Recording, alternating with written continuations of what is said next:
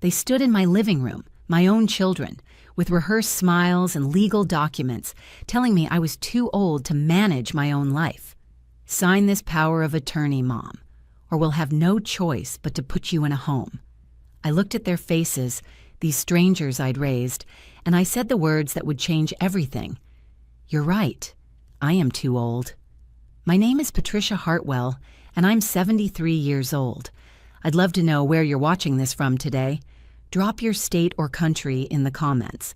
What I'm about to tell you is the absolute truth about what happened when my children tried to steal everything I'd worked my entire life to build. It started 6 months ago when my husband Robert passed away. He'd been sick for 2 years, and I'd cared for him every single day.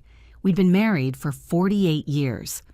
The morning after his funeral, before the flowers had even wilted, my daughter Jessica showed up at my door with her brother Michael. They didn't come to comfort me. They came with paperwork. "Mom, we need to talk about your future," Jessica said, settling into Robert's favorite chair like she already owned it. She worked in real estate, always wore those sharp blazers that made her look important. Michael nodded along. He's a financial advisor, always talking about portfolios and investments I supposedly didn't understand. "Dad's gone now, and this house is too much for you," Michael added, pulling out a folder. "We've been talking, and we think it's time to make some changes." I'd just buried my husband. I was grieving, and they wanted to talk about changes. "What kind of changes?" I asked, though something cold was already settling in my stomach. Jessica leaned forward with that practiced sympathy I'd seen her use on her real estate clients. "We want to help you, Mom, but we need you to sign power of attorney over to us. That way, Michael and I can handle everything, the bills, the house, your medical decisions. You won't have to worry about a thing." I looked at the documents they'd spread across my coffee table. Legal jargon I couldn't quite follow, lines highlighted where I needed to sign.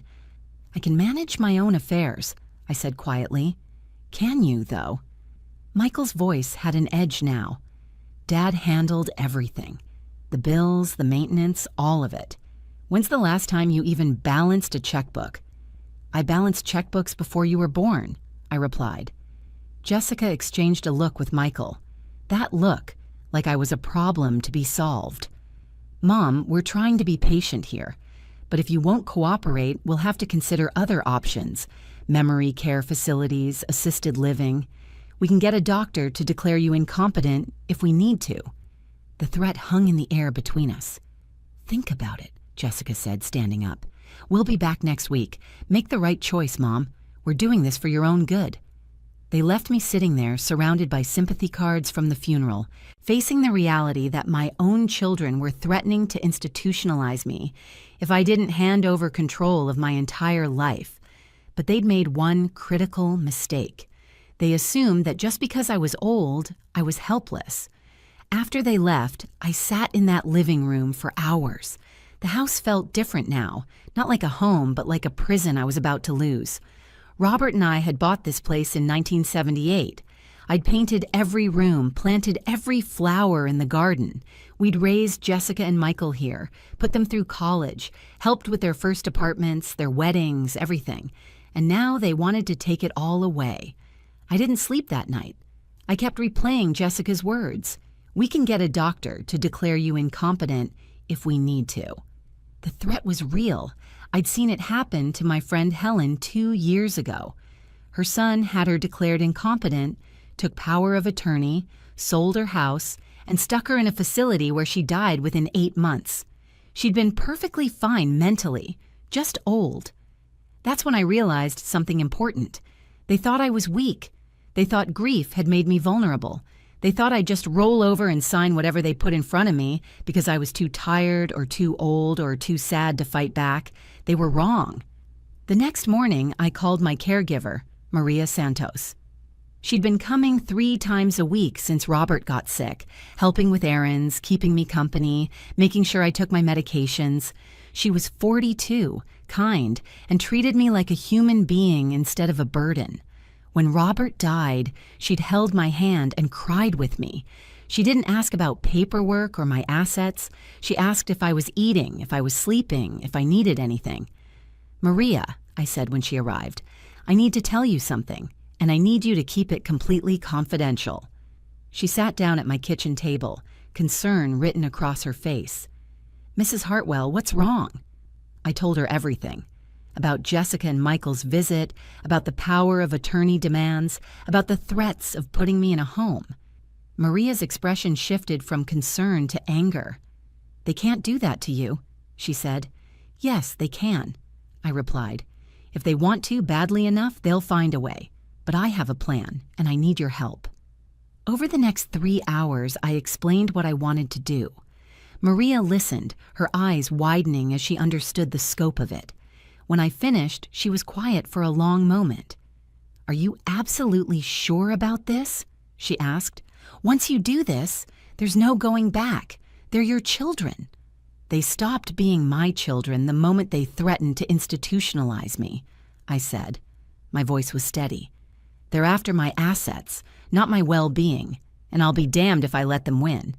Maria nodded slowly. "Okay, I'm in. Whatever you need." That's when I started making phone calls. First to my lawyer, Marcus Chen. No, that's not right. My lawyer was Martin Fletcher, a man I'd known for 30 years. He'd handled Robert's will and estate planning. When I told him what was happening, I could hear the disgust in his voice. "Patricia, what you're describing is elder abuse," he said. "It's more common than you'd think, and it's devastating. Let's talk about your options." Martin explained that what Jessica and Michael were attempting was called undue influence, using threats and manipulation to coerce an elderly person into signing over their assets. The problem was, even if it was wrong, it was often effective. If they petition for guardianship and find the right doctor to evaluate you, they could succeed, Martin said. "I've seen families tear each other apart over less. But you have advantages.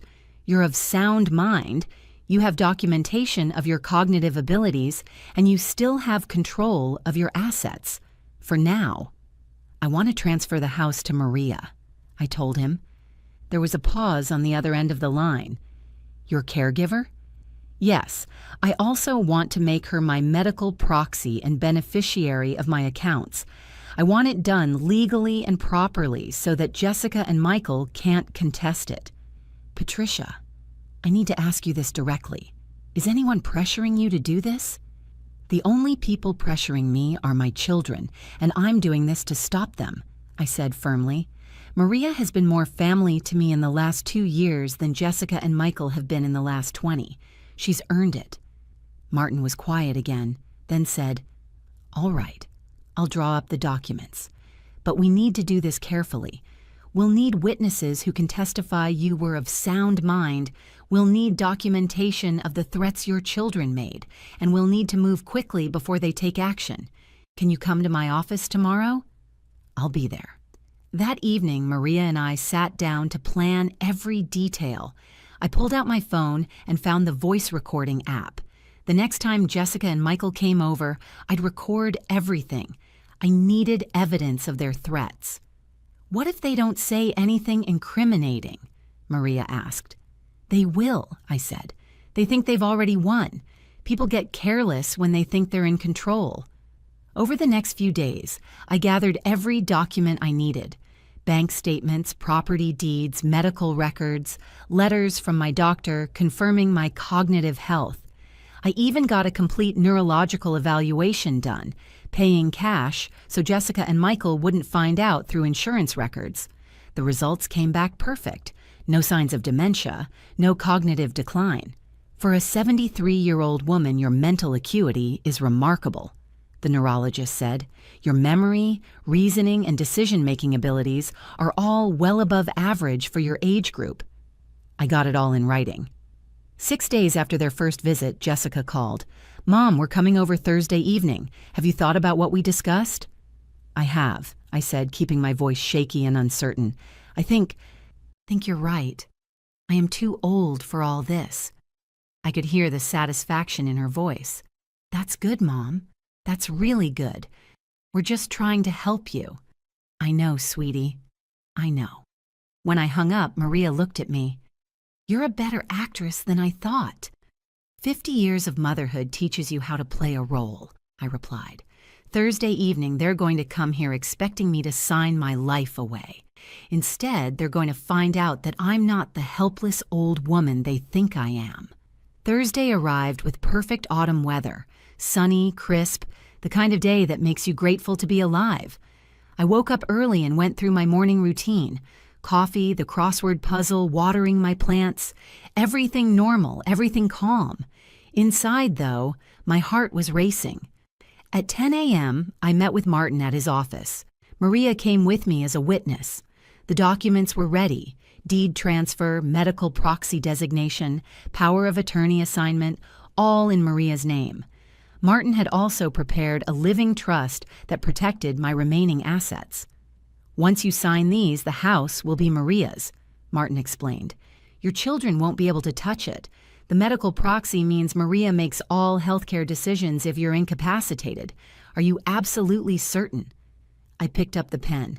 I've never been more certain of anything in my life. I signed. Maria signed. The witnesses signed. Martin notarized everything. Just like that, 46 years of building equity in my home was transferred to a woman I'd known for 2 years instead of the children I'd raised. There's one more thing, I said, pulling out my phone. I need copies of these sent to Jessica and Michael tomorrow morning. Not today. Tomorrow. I want one more night in my house before they know. Martin nodded. I'll have my secretary email them first thing at 9 a.m. Perfect. They're supposed to come over at 6 tonight. What are you planning, Patricia? Martin asked, though I think he already knew. I'm planning to have one last dinner with my children, I said, and then I'm going to change every lock in my house. We stopped by the hardware store on the way home. I bought new locks for every door. Front, back, side entrance, even the garage. Heavy-duty deadbolts, the kind that make a statement. The young man at the counter looked confused when this elderly woman asked for his help loading 5-door lock sets into her cart. Home security project, I explained with a smile. Back at the house, I called a locksmith. I need an emergency lock change today, all exterior doors. Can you come at 8 tonight? That's pretty late, ma'am, he said. I'll pay double your normal rate. Cash. I'll be there at 8 sharp. Everything was falling into place. At 4 p.m., my phone rang. Jessica. Mom, Michael and I were thinking, why don't we take you out to dinner tonight? There's a new steakhouse downtown. Our treat. My hand tightened on the phone. They were planning to celebrate. They were so sure I was going to sign everything over that they were already planning their victory dinner. That sounds lovely, dear, I said. What time? We'll pick you up at 6. Actually, why don't I meet you there? I need to run some errands first. 7 o'clock? Are you sure you can drive, Mom? I've been driving since before you were born, Jessica. I'll be fine. After we hung up, I looked at Maria. They're taking me to dinner to celebrate stealing my life. While we're there, they'll probably bring up the power of attorney again, expect me to sign it over dessert. What are you going to do? Maria asked. I'm going to let them think they've won, I said, and then I'm going to come home to my newly secured house. At 6:30, I got into my car, a 12-year-old Honda that Robert and I had bought together, nothing fancy but reliable. I drove to the steakhouse, a place with white tablecloths and prices that made my practical heart wince. Jessica and Michael were already there, seated at a corner table with martinis in front of them. Mom! Jessica stood up and hugged me, all warmth and affection now that she thought she'd won. You look nice.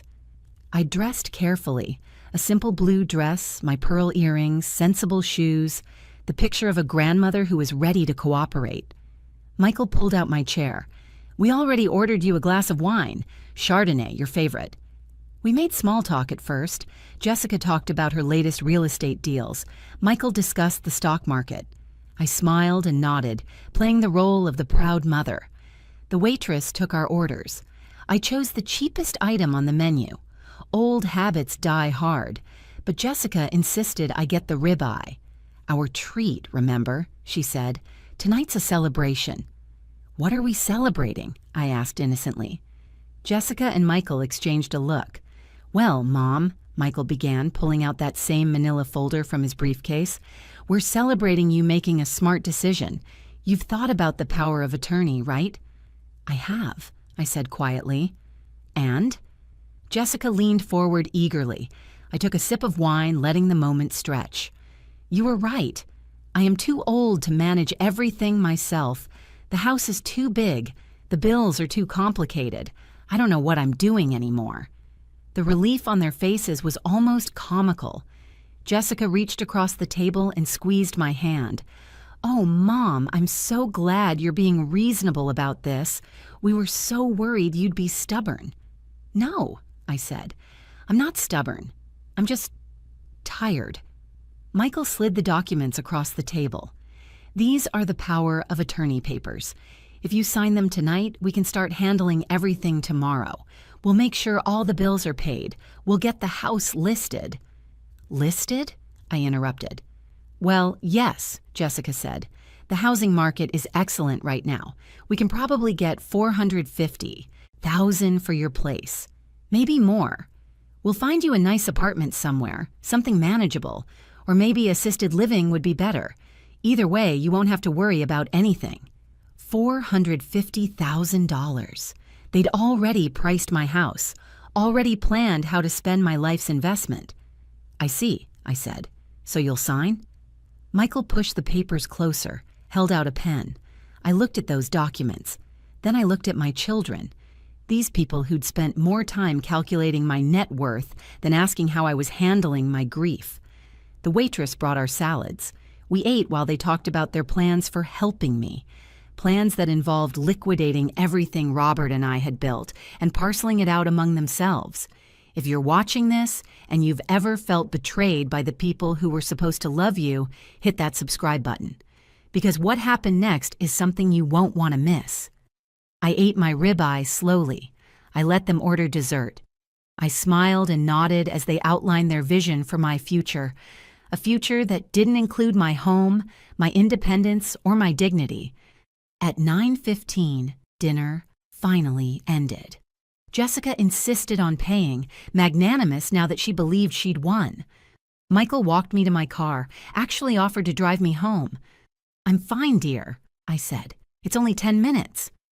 "Did you bring the papers?" Jessica called out. "To sign?" "I left them at home," I said. "Why don't you both come by tomorrow afternoon?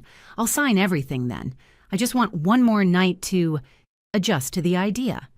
They exchanged another look, but nodded. "Tomorrow at 2?" Michael confirmed. "Perfect." I drove home with my hands steady on the wheel, my mind clear. Everything was in motion now. At 8:05, exactly as promised, the locksmith arrived. His name was Dave, a grandfather himself, retired from the fire department and doing locksmith work to stay busy. "All the exterior doors," he confirmed. "Every single one." He got to work. I watched him remove the old locks, locks that Jessica and Michael had keys to, locks they'd walked through hundreds of times as children. Dave installed the new deadbolts efficiently, tested each one, and handed me a set of shiny new keys. "These are good locks, Mrs. Hartwell," he said. "Heavy duty. Nobody's getting through these without your permission." "That's exactly what I need," I said. I paid him in cash, watched him drive away, then walked through my house, locking and unlocking each door, feeling the solid click of the new mechanisms. My house. Protected. Mine. I called Maria. "It's done." "How do you feel?" she asked. "Like I can breathe again." That night, I slept better than I had since Robert died. No nightmares about nursing homes or competency hearings. No anxiety about losing everything. Just peace. Friday morning arrived bright and clear. At 9 a.m., exactly as planned, Martin's secretary sent the documents to Jessica and Michael's email addresses, copies of the deed transfer, the medical proxy designation, everything. I poured myself a cup of coffee and waited. The first call came at 9:17. Jessica. I didn't answer. 9:23. Michael. Voicemail. 9:31. Jessica again, then Michael. Then both of them, back and forth, 15 calls in 30 minutes. I listened to the voicemails later. The progression was fascinating. First confusion. "Mom, we got some documents that don't make sense. Can you call us?" Then anger. "What the hell did you do?" Then panic. "Mom, please pick up. We need to talk about this. This isn't legal. You can't do this." But I could, and I had. At 11 a.m., my doorbell rang, then pounded, then rang again. I looked through the peephole. Jessica and Michael, both of them red-faced and furious. "Mom, open this door," Jessica shouted. "We know you're in there," Michael added. "We need to talk about this." I stood on the other side of my new locks, completely calm. "We can talk through the door," I said. "Open the door," Jessica demanded. "No, this is my house, and I decide who comes inside." "Your house?" Michael's voice went up an octave. "According to these papers, it's Maria's house now. What the hell were you thinking?" "I was thinking that you threatened to put me in a home if I didn't give you power of attorney," I said clearly. "I was thinking that you've been planning to sell my house and liquidate my assets, so I made other arrangements." There was a moment of stunned silence on the other side of the door. Then Jessica recovered. "Mom, you don't understand what you've done. That woman is taking advantage of you. This is elder abuse." I almost laughed. The woman who threatened to have me declared incompetent is accusing someone else of elder abuse? That's rich, Jessica. "We never threatened you," Michael said, but his voice lacked conviction. "Actually, you did. I have it recorded, every word from your first visit. We can get a doctor to declare you incompetent if we need to. Ring any bells?" Another silence. Longer, this time. "You recorded us." Jessica's voice was shrill now. "I protected myself from people who were trying to steal my life," I corrected. "And before you start threatening legal action, know that I have a neurological evaluation from this week showing perfect cognitive function. I have medical records. I have witnesses to your threats. I have everything documented. Martin Fletcher has copies of everything." "Fletcher," Michael said. "That bastard helped you do this?" "That lawyer helped me protect myself from my own children," I said. "Now, I'm going to tell you how this is going to work. You're going to leave my property right now. You're not going to harass Maria. You're not going to contest anything in court because you'll lose and look like the greedy children you are. And maybe, someday, if you figure out how to treat me like a human being instead of a bank account, we can have a conversation about rebuilding our relationship." "You're insane," Jessica shouted. "We're getting a lawyer." "Get 10 lawyers, get 100. It won't change anything. The house is transferred. The medical proxy is assigned. Everything is legal, proper, and documented." "You lost, Jessica. Not because I'm incompetent, but because I'm not." I heard Michael say something to Jessica in a low voice. Then Jessica's voice came back, trying a different tack. "Mom, please, we can fix this. We were just trying to help. You know we love you." "If this is what your love looks like, I don't want it," I said. "Goodbye, Jessica. Goodbye, Michael." I walked away from the door. They kept ringing the bell, kept pounding, kept shouting for another 20 minutes. Then, finally, silence. I looked through the window and watched them get into Jessica's Mercedes and drive away. My phone rang continuously for the next 3 hours. I blocked their numbers. Then they tried calling from different phones, probably their spouses' phones, friends' phones. I didn't answer any of them. By evening, I got a text from an unknown number. "This isn't over. We're getting our inheritance back." I forwarded it to Martin. His response came quickly. "That text is evidence of their true motivation. Save everything. Don't respond." Maria came over that evening. We sat in my kitchen, drinking tea, and I told her everything that had happened. She looked worried. "Mrs. Hartwell, are you sure about all of this? They're your children. Maybe there's a way to..." "To what?" I interrupted gently. "To give them another chance to threaten me? To pretend they care when they only care about money? Maria, they priced my house. They planned where to put me. They were going to erase my entire life and call it love." She nodded slowly. "What happens now? Now we wait and see what they do next." What they did next was hire a lawyer, Not just any lawyer, Harrison Blackwell, known around town for aggressive litigation. On Monday morning, I received a certified letter, notice of intent to contest deed transfer and initiate guardianship proceedings. I called Martin immediately. They're claiming undue influence, mental incapacity, and fraud. He read from his copy of the letter. They're saying Maria manipulated you into signing over your assets while you were in a vulnerable state of grief. Can they win? I asked.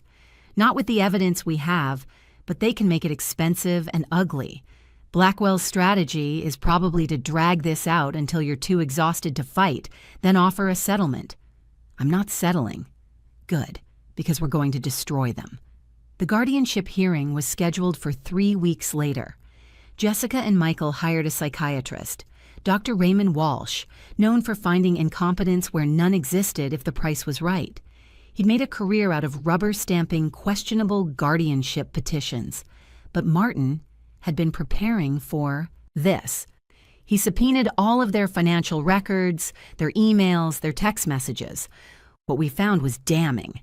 Email from Jessica to Michael, dated 3 weeks before Robert died. Dad's not going to make it much longer. We need a plan for Mom's assets. She'll be too emotional to think straight. Text from Michael to Jessica, dated 1 week after the funeral. Mom's vulnerable right now. If we move fast, we can get POA before she realizes what she's doing. Email from Jessica to a real estate colleague. I'll have a property listing coming soon, probably $450K range, estate situation, elderly owner being moved to assisted living. That last one was dated 2 days before their first visit to my house. They'd been planning this before they ever asked me to sign anything. Martin scheduled depositions. Jessica went first. Under oath, facing Martin's questions and her own written words, she started to crumble. Isn't it true, Ms. Hartwell, that you told your mother you would have her declared incompetent if she didn't sign power of attorney over to you? That's not. We were just trying to help her. Help her? Or help yourself? You'd already priced her house before even discussing it with her, hadn't you? I was just researching options.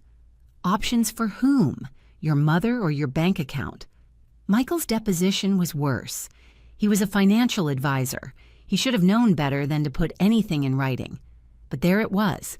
Detailed spreadsheets showing how he and Jessica would split my assets, emails to his wife about using the money for their daughter's college fund, text messages celebrating how easy I was going to be to manipulate. Dr. Walsh never even got to examine me. Once Martin presented the evidence of Jessica and Michael's premeditation and planning, once he showed their communications proving they knew I was competent but vulnerable, the whole case collapsed. Blackwell called Martin 2 days before the hearing. My clients wished to withdraw their petition. Not good enough, Martin said. Your clients attempted financial exploitation of a vulnerable senior. They're going to withdraw their petition, sign a statement acknowledging Mrs. Hartwell's competence, and agree to a no-contact order. Or we're going to trial, and I'm going to make sure every detail of their scheme gets read into public record. There was a long silence on the other end of the line. Then Blackwell said, I'll talk to them. The final hearing was anticlimactic. Jessica and Michael sat in the courtroom, looking smaller somehow, diminished. They'd tried to dress respectably, Michael in a suit, Jessica in one of her sharp blazers, but they couldn't meet my eyes. Their lawyer stood and read the statement. The petitioners withdraw all claims regarding Patricia Hartwell's mental capacity and deed transfer. They acknowledge that Mrs. Hartwell is of sound mind and capable of managing her own affairs. They agree to a 6-month no-contact order and wish to apologize for any distress caused. The judge, a woman in her 60s named Carolyn Morrison, looked at Jessica and Michael with barely concealed disgust. Let me be clear, she said. This court takes elder abuse seriously. What you attempted to do to your mother, exploiting her grief, threatening her with institutionalization, planning to liquidate her assets, is unconscionable. You should be grateful she's not pressing criminal charges. Your Honor, Jessica started. I'm not finished, Judge Morrison cut her off. I've reviewed all the evidence, the emails, the texts, the timeline of your actions. You didn't try to help your mother. You tried to rob her. The only reason you're walking out of here without a criminal investigation is because your mother is more merciful than you deserve." She signed the order. The 6-month no-contact provision was now legally binding. Jessica and Michael stood. Their lawyer gathered his papers, and they left without a word. I watched them go, these children I'd raised, these strangers I didn't recognize. Outside the courthouse, Maria was waiting. "How did it go?" "It's over," I said. "They can't touch me now." We went to lunch at a little diner I loved, the kind of place with good coffee and homemade pie. I ordered the meatloaf special. Maria got a chef salad. We sat in a sunny booth and didn't talk about Jessica or Michael or lawyers or threats. "What are you going to do now?" Maria asked. "Live," I said simply. "I'm going to live in my house, well, your house, and I'm going to plant a garden in the spring. I'm going to read all those books I've been meaning to read. I'm going to take that trip to Maine I've always wanted to take. I'm going to do whatever I want with whatever time I have left, and I'm going to do it on my own terms." "Your house," Maria corrected. "I'm just the person holding the deed. It's still yours, Mrs. Hartwell. It'll always be yours." "You've earned it," I said. "When I die, it's yours free and clear. No strings attached. You treated me like family when my actual family treated me like a burden. That's worth more than any house." The 6 months passed. The no-contact order expired. I never heard from Jessica or Michael again. No calls, no letters, no attempts at reconciliation. I suppose once they realized there was no money to be gained, there was no reason to maintain contact. Some people might find that sad. I found it liberating. I learned something important through all of this. Family isn't about blood. It's about who shows up when life gets hard, and Maria showed up. Every Tuesday and Thursday, like clockwork, she came over. We'd have coffee, work in the garden, watch old movies. She never treated me like a patient or a job. She treated me like a friend. Her daughter, Sophia, started coming too, a sweet girl, 16 years old, who'd sit at my kitchen table doing her homework while Maria and I talked. She reminded me of Jessica at that age, before money and ambition corrupted everything good in her. "Mrs. Hartwell, can you help me with this history essay?" Sophia asked one afternoon. "Call me Patricia," I said. "And what's it about?" "Women's suffrage movement." I spent an hour telling her about my grandmother, who'd marched for the right to vote, who'd told me stories about fighting for basic human dignity. Sophia listened with wide eyes, taking notes, asking questions. When Jessica was her age, she'd been too busy with her phone to listen to family stories. Life became simpler, quieter, better. I did take that trip to Maine. Maria and Sophia came with me. We drove up the coast, stayed in little bed and breakfasts, ate lobster rolls, watched the waves.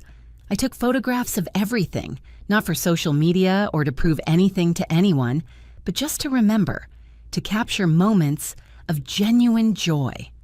On the last night of the trip, we sat on the beach watching the sunset. Maria turned to me and said, "Thank you for trusting me, not just with the house, but with everything." "You earn that trust every single day," I replied. "Some people are born into families. Others build them. We built ours." A year after the courthouse hearing, I got a letter. Not from Jessica or Michael.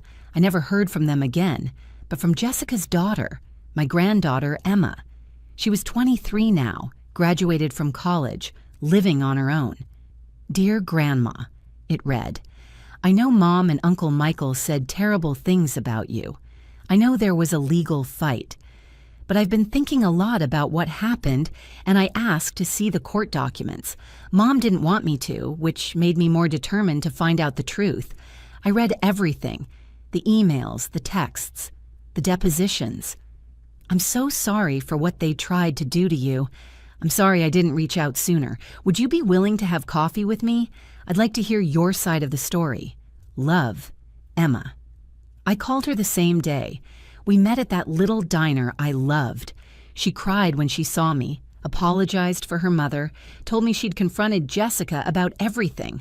They weren't speaking now either. I don't want you to damage your relationship with your mother because of me, I said.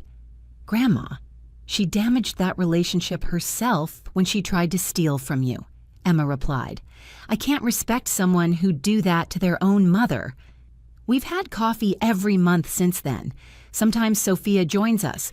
2 young women, different families, same values. They've become friends. It's not the family I was born with, but it's the family I built. And it's more than enough. I'm 74 now. My house, Maria's house, is exactly as I want it.